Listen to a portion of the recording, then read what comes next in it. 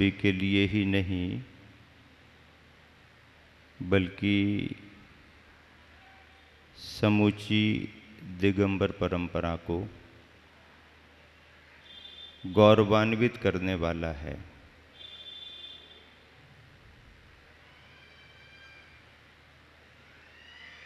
वह इसलिए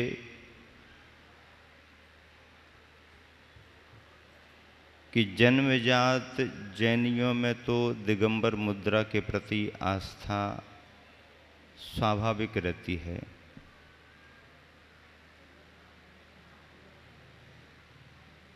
पर जैनेतरों के बीच में भी यदि इस मुद्रा के प्रति सम्मान बढ़ाया है और जैन समाज में भी जिस एकांतिक विचारधारा ने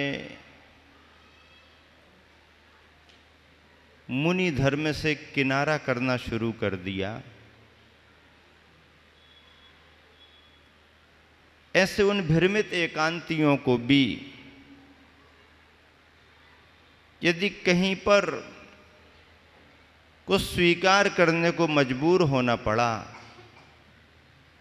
तो वो एकमात्र कारण निर्ग्रंथ मुनि आचार्य विद्यासागर जी महाराज की चर्या है।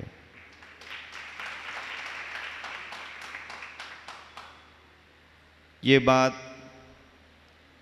मैं इसलिए नहीं कह रहा हूं कि वो हमारे गुरु हैं,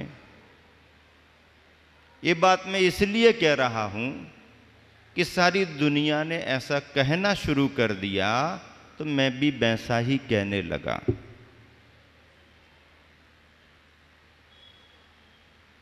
आचार्य श्री को किसी से कुछ कहने की जरूरत नहीं पड़ती है, वह जो करते हैं संघ उनका अनुकरण करता है, समाज उसे संदेश मानती है, श्रद्धालु जन उसे स्वीकार कर लेते हैं।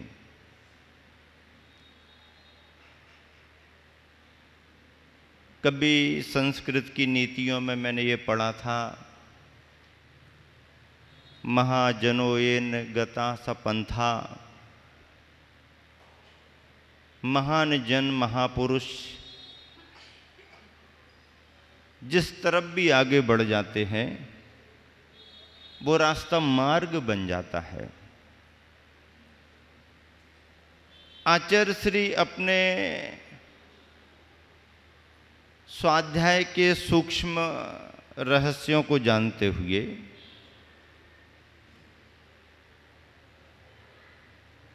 शास्त्रों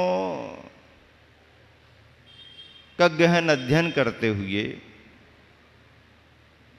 चिंतन मंथन करते हुए, देश काल की परिस्थितियों को समझते हुए अपनी विचारधारा को जिस रूप में आगे बढ़ाते हैं वो हमारे तुम्हारे लिए मार्ग, रास्ते की लकीर बनते जाते हैं। आज मैं बार बार विचार कर रहा हूं कि अभ्युदय, ये मध्याह्न का प्रचंड प्रभाकर जो अपने पूर्ण वैभव के साथ हमारे लिए दिखाई दे रहा है, यहां तक पहुंचने में रास्ता सुगम नहीं रहा, रास्ता कांटों भरा था, रास्ता बहुत कठिन था। आज हमें कोई कठिनाइयां नहीं दिखती हैं, पर जिन कठिनाइयों को पार करके 50वें वर्ष का जीवन हमारे गुरुवर आचार्य श्री जी रहे हैं, उन वर्षों की कठिनाइयां निकट में रहने वाले ही पहचान पाते हैं। एक लंबा सफर साहसपूर्वक उन्होंने तय किया। स्वतंत्रता, स्वाधीनता, स्वावलंबन उनके जीवन में श्वास श्वास में पहले से लेकर के आज तक समाया हुआ है। चाहे कोई अपेक्षा लेकर के आने वाला सामान्य साधारण सा ग्रस्त हो, गुरुदेव बहुत परेशानी में हूँ, कुछ काम बन जाए, आशीर्वाद दे दो। हमारे घर में तो अभी सुबह शाम का भी इंतजाम नहीं है, परिचित हो अपरिचित हो, तो ऐसे दया के पात्र पर भी गुरुवर की करुणा बरसती है। और यदि अपने भावों में आकर के कोई कुबेर जैसा बनकर के अपनी दौलत को भी चरणों में उड़ेल दे, तो भी शायद गुरुवर की नजर ना उठे। कुबेर की संपदा को उड़ेलने वाला एक नजर को तरसता है, और अकिंचन सा कोई अपाहिज बूढ़ा विकलांग भी कहीं भीड़ भाड़ में रास्ते में आचार्य श्री की नज़र में आ जाता है, तो आचार्य श्री कुछ क्षण को रुक जाते हैं।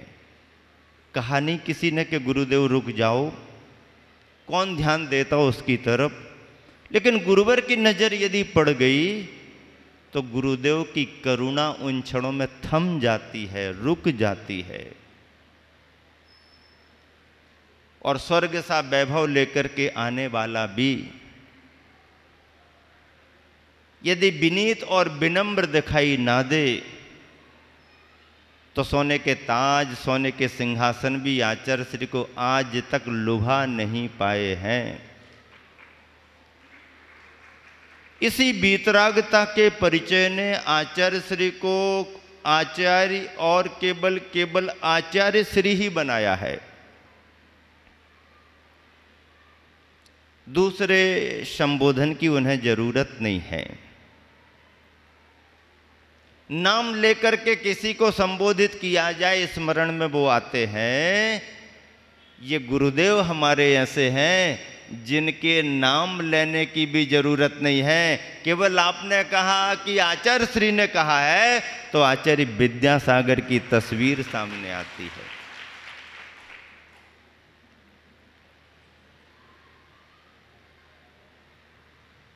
गुरुवर ज्ञान सागर जी ने दीक्षा दी, युवा विद्याधर ने दीक्षा ली। देने वाले ने क्या सोच करके दीक्षा दी होगी?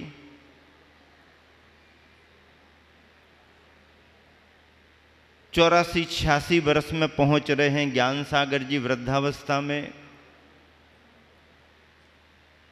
यौवन की दहलीज पर पग रखते हुए 21 और 22 की वर्ष में विद्याधर जी पहुंच रहे हैं।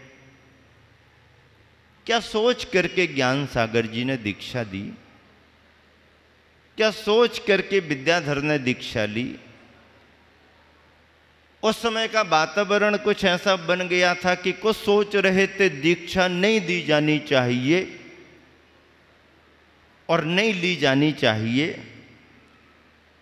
और कुछ लोग सोच रहे थे दीक्षा दी जानी चाहिए और दीक्षा ली जानी चाहिए। विचारों में द्वंद्व चल रहा था। समाज का मानस दुविधा में था, तय नहीं कर पा रहा था कि किस निर्णय पर पहुंचूं। एक वर्ग ये आवाज उठा रहा था कि ज्ञान सागर जी महाराज की उम्र आखिरी पड़ाव पर है, विद्याधर अभी नई उम्र के हैं।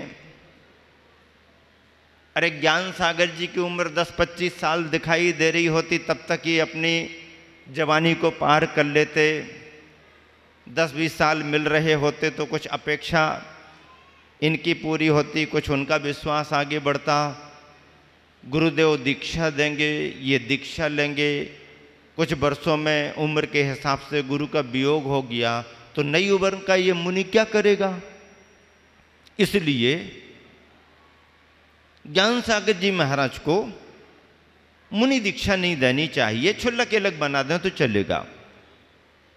विद्याधर जी क्या सोच करके दीक्षा ले रहे? ये सोच करके इतना समय तो हमारा वैसा ही निकल गया। मैं आया भी तो गुरुवर के चरणों में विलंब से आ पाया, और यदि ये अवसर चूक गए तो मुझे फिर ऐसे गुरु दोबारा मिलने वाले नहीं। आचार्य श्री को पहले नंबर पर ही ज्ञान सागर जी मिल गए, सो ऐसी बात नहीं। ज्ञान सागर जी के पहले विद्याधर जी ने घर में रह करके, आसपास के ग्राम नगरों में जा कर के, क्षेत्रों पर मुनि राजों की वंदना करते हुए, संघों में जा कर के वैसे तो अनेक मुनियों का सानिध्य प्राप्त किया, और पारिवारिक तौर पर जो धर्म के संस्कार थे उससे उन्होंने सेवा भी बहुत की, लेकिन अंदर से मन नहीं भरा। मन में प्यास बनी रही, और प्यास प्रेरित करती रही कि कहीं और अच्छा मिल सकता है, कहीं और अच्छा मिलना चाहिए। सब जगह देखने के बाद जब गुरुवर ज्ञान सागर जी के चरणों में पहुंचे तो एक बार तो विद्याधर जी ने यह भी सोचा होगा कि चलो ये अच्छा रहा कि कई जगह घूम फिर करके अंत में इनके पास आए, सो ठीक ही रहा। पहली दुकान पर ही यदि हम पक्के हो जाते तो बाद में ये लगा रहता और कहीं अच्छा होता, और कहीं अच्छा होता, और कहीं अच्छा होता। भक्तामर स्तोत्र उनको याद था, वो श्लोक उनका घूम रहा होगा कि अच्छा रहा भगवान जो संसार में घूमने फिरने के बाद आपके चरणों में आया, आपके चरणों में आने के बाद ये विश्वास तो हो गया, अब इससे अच्छा और कोई दूसरा स्थान नहीं है। ऐसा आचार्य श्री सोच रहे होंगे विद्याधर अवस्था में। समय लगा सो लगा, लेकिन सब घूम करके आए यहाँ पर, ये अच्छा ही हुआ। अब यहाँ आने के बाद कहीं और जाने का कोई विकल्प ही नहीं।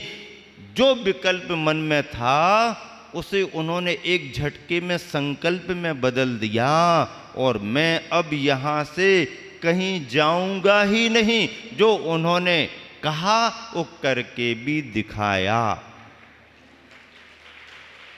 जिस क्षण से उन्होंने ज्ञान सागर जी को गुरु के रूप में स्वीकार किया, और गुरु बनकर के ज्ञान सागर जी ने जिस क्षण से अपने शिष्य को आशीर्वाद देकर के शिष्यत्व के रूप में स्वीकार किया, वो क्षण वो दिन थे कि समाधि वेला का आखिरी दिन, एक घंटे को भी गुरुवर को छोड़ करके कहीं पर गए नहीं। आज हम और आप इसलिए गौरवान्वित हैं कि ऐसे गुरुवर हम सबके ऊपर छत्र छाया बन करके हैं। केवल हम और आप पर ही छत्र छाया नहीं है, वो सारी समाज पर हैं। जिन शासन के शिरोमणि नायक हैं, और मैं तो केवल ये भी कहना चाहता हूँ कि केवल वो समाज के ही नहीं हैं, किसी प्रदेश के भी अकेले नहीं हैं, वो तो समूचे इस अखंड भारत के भी छत्र छाया करने वाले हैं। सारी दुनिया को दिशा निर्देश दे रहे हैं। उनका जीवन जैनों के ही लिए नहीं बल्कि जैनेतरों को भी महत्वपूर्ण बन पड़ा है। राजनीतिक दृष्टि से भी, लोक नायकों के लिए भी उनका जीवन महत्वपूर्ण बना हुआ है। इतने वर्षों में हर क्षेत्र में आचार्य श्री ने अपना मार्गदर्शन दिया, उसके परिणाम भी सुखद रूप में सामने हैं। आज के दिन 50वां वर्ष पूर्ण हो रहा है। 51वें वर्ष में गुरुवर प्रवेश कर रहे हैं हम, और अब भाग्यशाली हैं।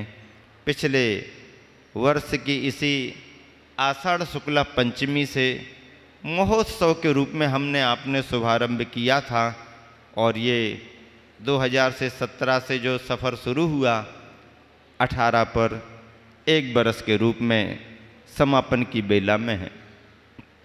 वर्ष समापन के रूप में होगा। महोत्सव आयोजन का समापन हो सकता है, पर इस आयोजन के साथ जुड़ा हुआ दीर्घकालीन संयम के महत्व का समापन नहीं, बल्कि इस वर्ष को याद करके हम अपने जीवन में किसी न किसी तरह के नियम संयम को लेकर के इस 50वें वर्ष को आजीवन स्मृति का विषय बनाएं।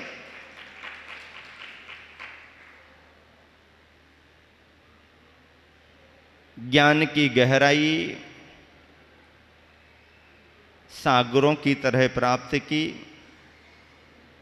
साधना की ऊंचाई सुमेरु की तरह प्राप्त की, सरलता इतनी कि हर किसी को लगता है कि हमारे हैं, और अपने में कठोरता इतनी कि कभी कभी ऐसा लगता है कि गुरुवर किसी के भी नहीं हैं।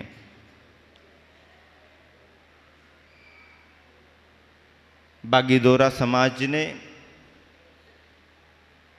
इस आयोजन को हर्षोल्लास पूर्वक सुबह से लेकर के शाम तक की आयोजना के रूप में संपन्न किया है।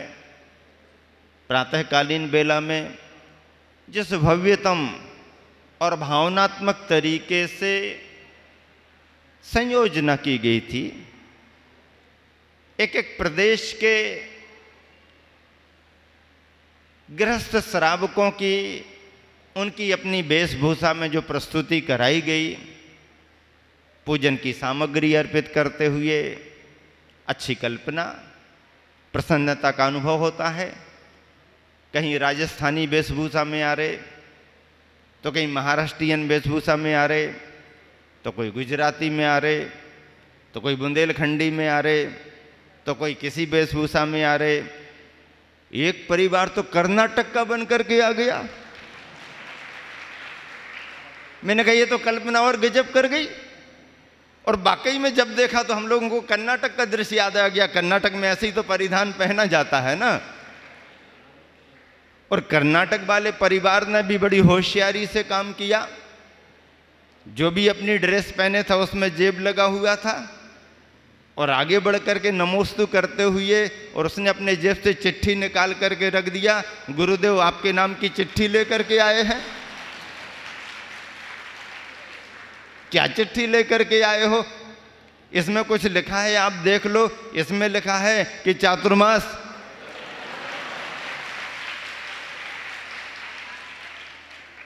मुझे भी याद आ गया, चिट्ठी आई है, बड़े दिनों के बाद चिट्ठी आई है। लेकिन जैसे ही मैंने चिट्ठी को देखा मैंने विश्वास नहीं किया, क्योंकि कभी भी हमारे संघ में गुरुवर के यहाँ से संकेतों के समाचारों की चिट्ठी आती है, वो चिट्ठी कभी खुली हुई नहीं आती है। और वो श्रावक तो खुली हुई चिट्ठी दे रहा। अब मैं कैसे मान लूं कि वो हमारे गुरुवर के पास से संदेशा वाली चिट्ठी है? लेकिन फिर भी यदि कर्नाटक के किसी परिवार ने कहा है कि चिट्ठी है, तो जरा गौर करना पड़ेगा, क्योंकि कर्नाटक के संत का ही ये सारा कमाल है।